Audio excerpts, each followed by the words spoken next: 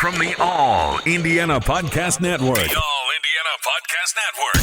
This is the News 8 Daily 8. Now all the latest news. Kylie Conway has all the news you need to know. And more. Please stand by. Now, here's Wish TV's Kylie Conway. Hi, this is Kylie Conway, and this is the News 8 Daily 8 for Friday, August 6th. Gonna have some sun today, some clouds, though, too, for your Friday, as we do have a system that's passing to our north. There is a chance that there could be a spotty shower in the afternoon hours, but better rain chances do stay north of us, and the highs will get into the mid-80s.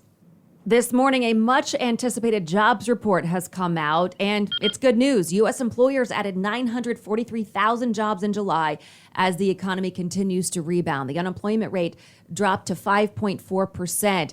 Economic experts were waiting for this jobs report. There were some concerns over any impact of the Delta variant of COVID-19. Some of the biggest gains were expected, so that has proved to come true here. The labor market has been growing and consumer spending is up.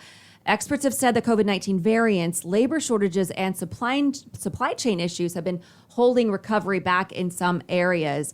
But new unemployment claims haven't changed a whole lot. So last week's numbers stayed close to 400,000.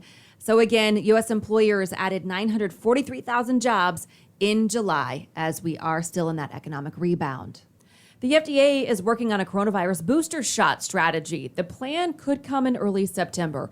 A Biden administration official says that's based on discussions with the FDA. The booster would apply to all vaccinated people, according to the director of the CDC. But a decision for people who may face a greater risk from COVID-19 and its variants, like the immunocompromised, could come sooner. No U.S. agencies have yet to recommend a booster shot. The World Health Organization has called for a moratorium on booster shots until at least the end of September in order to get 10% of each country's population vaccinated. Viruses cannot mutate unless they replicate. You protect the vulnerable targets, who are unvaccinated people, by vaccinating them. And when you do so, you do a very, very strong blocking of the evolution of variants that could be problematic. The ultimate end game of all this is vaccination. A sobering prediction as the Delta variant runs rampant. That was Dr. Anthony Fauci. He and other doctors say getting more people vaccinated will prevent more aggressive variants in the future. The state health department says here in Indiana, people who are unvaccinated make up 98% of COVID cases. They say if you're not vaccinated, your chance of being hospitalized with COVID-19 is 1 in 237. If you are vaccinated against COVID-19, your chance of being hospitalized is 1 in 18,795. With hospitalizations increasing, the CDC director is warning of how contagious the Delta variant can be and says fully vaccinated people who get breakthrough COVID-19 infections can transmit the virus. But fewer than 1% of people who are fully vaccinated have gotten a breakthrough infection. In Indiana, about 44% of the population is fully vaccinated. But in Carmel, that number is closer to 80%. And Carmel Mayor Jim Brainard is urging people to get the shot. Do what's best for our neighbors, what's best for our community. We need to take care of those who are more vulnerable to this terrible disease. Well, the way to accomplish that is to get herd immunity through higher levels of vaccination. Across the country, the CDC says about 49% of people are fully vaccinated. Obviously, most kids aren't in that category, and they're becoming some of the most vulnerable in our community. And the mayor of West Lafayette is apologizing for his words, but stands by the sentiment. John Dennis used vulgar language to describe people who aren't vaccinated against COVID-19 in his community. He told News 8's Demi Johnson that his words came from a place of deep frustration. I lost my temper at a council meeting here recently, and I referenced them as unvaccinated. It's perhaps one of the most polarizing topics in communities across the country, and people's decision to not get vaccinated has pushed some local leaders to the limit. West Lafayette Mayor John Dennis says he knows he could have used wiser words, but bottom line, he's tired. The individual who says, I'm going to stand up against any kind of vaccination process is basically acknowledging that it isn't the collective that he's thinking about, it's the individual. And I found that to be just unfortunate and reacted accordingly. In a recent interview, Wish TV medical expert and former Surgeon General Dr. Jerome Adams addressed that very topic. We didn't ask him about this specific situation, but here's what he had to say. First of all, I want to say it's okay to feel frustrated. It's okay to feel tired. And quite frankly, we all, both the public health leaders and the community, wanted this to be over, hoped that it would be over, but we have to face the facts that we're going to be living with this virus for a while. So we've got to be honest with people, and I think there's nothing people can't handle if you're honest with them. Dennis says his actions are not without consequence. I've been told that I would never get reelected to public office again. I've been told by many people that they hope that I get the virus and get extremely sick and possibly expire from it. I've been told that I'm a dictator. You name it. I've been called that in the past couple of days. The Republican mayor says he's willing to take it for an issue, in his words, that is not political, but just plain human. You know, as I did last year, having a mask mandate, which was extremely unpopular, I did that with the understanding it was in the best interest of our community. And now standing by the need to get people vaccinated to the point of losing my temper in public. I stand by that too, because it's that important to me and it's that important to this community and it's that important to the state of Indiana. I'm Demi Johnson for Wish TV, wishtv.com, and follow us on Facebook. And now to the issue of violence in Indianapolis, reducing retaliations. Several Indy groups say it'll take a boots-on-the-ground approach to prevent and reduce crime in the city. The Indy 10-Point Coalition leader, Reverend Charles Harrison, says he saw this firsthand last night. He tweeted a video describing an interaction he had Thursday with a man whose best friend was recently killed by gun violence. Here's part of that. And he really talked about the anger he had inside of him and wanted to seek revenge and kill the person or persons that killed his friend. I had a long talk with him. This is what we do on the street, and this is real violence reduction. The Reverend's tweet and video was then retweeted by Fraternal Order of Police President Rick Snyder, saying intervention in the middle of a crisis equals prevention. Snyder has been critical of city leadership and how they've handled the surge in violent crime. This all comes as public safety was the focus of a morning press conference yesterday held by Mayor Joe Hogsett and IMPD Chief Randall Taylor, who described what they believe is behind the crime trend. The pandemic forced a pause on some of our most effective face-to-face intervention work. Not only this, but the pandemic also dramatically accelerated many of the contributing factors to gun violence. We have seen people commit crimes out of despair. We have seen the crimes span from mental health issues to domestic violence, to social media disagreements, and just simple disputes. Despite the uptick, our mission remains the same. We will continue to hold the line as we make every effort to maintain peace within Indianapolis. IMPD officers are using the same tactics as the 10-Point Coalition, walking the streets and talking face-to-face with neighbors. And we'll see specifically how Mayor Hogsett will be using American Rescue Plan dollars to reduce and prevent crime come Monday when he rolls out his 2022 budget in front of the City County Council. And Wish TV is committed to breaking down the trend of violence in the city. We are gathering the city's top leaders and community groups across the city for a town hall. We'll address the rise in crime, the impact on our mental health, and look for solutions. Join us for City in Crisis next Thursday night at 6 o'clock. It will be live on Wish TV, and we'll also stream it live on wishtv.com. A man is charged with reckless homicide after police say he left a drunk woman to die in the snow. Chanel Smith was found dead behind a laundromat in Indianapolis in February. Investigators say surveillance video shows Justin Holman dragging Smith out of his car and into the snow. Holman told investigators that she fell asleep in his car and he needed to get home. An autopsy report says Smith froze to death. Holman is due back in court in October. Indiana is making a major commitment to prevent opioid overdoses. Governor Holcomb says the state is dedicating $1.3 million to distribute the opioid reversal agent naloxone, or Narcan. The nonprofit Overdose Lifeline, Inc. will send out 35,000 doses.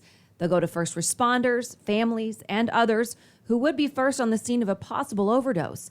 The nonprofit also plans to buy 215 more Nalox box units to place across the state. And according to data from the CDC, Indiana reported a 33% increase in fatal overdoses last year. And the state of California is seeing a 151% increase in the amount of ground burned by wildfires this year compared to last. CAL FIRE tweeted out a chart that shows more than 656,000 acres have burned this year in more than 6,000 fires. Last year, around 5,400 fires charred more than 260,000 acres. One woman in Northern California explains how she got out of the path of what's currently the state's largest fire. Our house was already on fire, and he had to drive through flames to get down here to me. And this morning, the Forest Service reports the Dixie Fire is 35% contained. It's already burned 361,000 acres. And the clock is ticking. New York lawmakers have given Governor Andrew Cuomo until next Friday to submit any more evidence to their investigation. The New York Assembly's Judiciary Committee is considering if there are grounds to impeach Cuomo after a report found that he sexually harassed multiple women. The law firm leading that investigation says it reminded the governor and his legal team they had subpoenaed documents and expected full compliance from the governor. Indiana Senator Mike Braun claims that analysis from the Congressional Budget Office proves his position on the proposed infrastructure bill. The CBO's report found that the plan would create $256 billion deficit over the next 10 years. Braun sent us a statement in his words saying, even setting aside these estimates, it is clear the pay-fors in this package are either phony or insufficient, and this bill is full of K Street carve-outs, kickbacks, and pork. And this morning, a procedural vote on that $1.2 trillion bill is on the Senate's calendar. Majority Leader Chuck Schumer scheduled it for Saturday. The vote comes after Schumer moved to end debates on the bill last night. Schumer says senators are still working out agreements on the bill's amendments, but they aren't there yet. He added there could be possible additional votes on amendments in the future. The bill needs the support of 60 senators in the procedural vote to end debates and move forward. Spirit Airlines is working through more flight cancellations. According to FlightAware, the company already canceled 249 flights this morning, more than 30% of all of the company's planned flights. We've talked about it. Spirit says the company is facing operational challenges, including system outages and staffing shortages. In Indiana, 10 Spirit Airlines flights out of Indy International have been canceled. That's 71% of the company's flights at IND, and that is according to FlightAware. And today, a mural celebrating some of Indiana's Black heroes will be unveiled in Carmel. It includes figures like entrepreneur Madam C.J. Walker, singer Kenny Babyface Edmonds, and basketball superstar Tamika Catchings. The idea came from students in the social justice group Be the Change Indy. And tomorrow, the Children's Museum will open a special exhibit called The Art of Protest. It highlights the Black Lives Matter movement in Indianapolis through art. You can see the recreations of the individual letters from the Indiana Avenue street mural. The museum says that the art in each letter was created to share stories of the Black experience. You can also watch interviews with each of the 18 artists and see some of the tools they used. This morning, America's women's beach volleyball team is wearing gold. April Ross and Alex Clemena beat out Australia's team 2-0 during the final match. That win brings America's total medal count to 92 medals. That's 30 gold, 35 silver, and 27 bronze. Team USA is on the top of the total count, but just behind China for gold medals. In women's volleyball, Purdue grad Annie Drews is moving on to a gold medal match. Drews and Team USA beat Serbia's Team 3-0 in the semifinals. Next, they'll play the winner of a match between Brazil and the Republic of Korea on Sunday. And another Purdue grad is taking to the water today in his Olympic debut. Brandon Lechavo will compete in the men's 10-meter platform diving competition. Lechavo is placed 25th going into the preliminary round. And attention is turning to the potential of a rookie quarterback as the team returns to practice. Talking about the Colts, of course. Coach Frank Reich is sounding happy with reps by rookie Sam Ehlinger. The team drafted him in the 6th round. I'm really impressed with where Sam is. I mean, not only mentally, but just, the whatever the it factor is. It's not too big for him. You can feel that. He's got a presence about him. And he has instincts. You can just feel he has good quarterback instincts. He understands. I told him yesterday, it's very apparent he understands how to keep the game simple. And, that's a big deal. So he does a very good job of that. Gates opened this morning at 8 o'clock. And from the halls of high school to the Hall of Fame, this morning we're looking back at Peyton Manning's early career. He was making an impact on the football field long before coming to Indy. News 8's Charlie Clifford talked with Manning's high school coach. Peyton remembers every play probably. He knew every coach, every team, every assistant, how long they've been there. This is the type of survey he would do in order to find out what's best for Peyton Manning. At 90 years old, legendary New Orleans area high school football coach Tony Reginelli is still trying to make sense of his old gunslinger. When he came back a few months ago, and he brought his kids back, and I said, "Where's Peyton?" Well, where was he? He's working with his son, throwing passes and sideline routes and all that to his kid. Coach Reginelli's 26-year run for the Newman Greenies ended following Manning's senior season. The decision on college was a classic. I didn't want to know because everybody think I would know inside or stuff. And he kept everything secret until 6 o'clock in the morning. He woke me up and said, "Everything's coming up orange." I said, "What, Peyton?"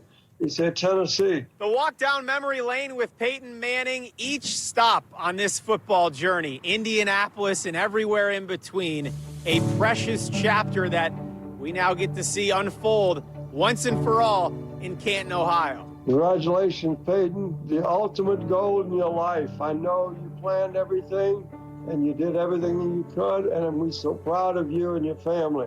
Congratulations to the Hall of Fame. I think it's outstanding. I'm grateful. A thank you sent from Coach Reg to Canton. Charlie Clifford, Wish TV, wishtv.com, and follow us on Facebook.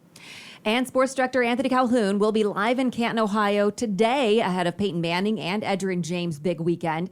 Don't forget to watch our 2 specials. All Access Indy, the Hall of Fame, is this weekend. Edgerrin James is featured tomorrow, Saturday, and Peyton Manning on Sunday. Both start at 6:30.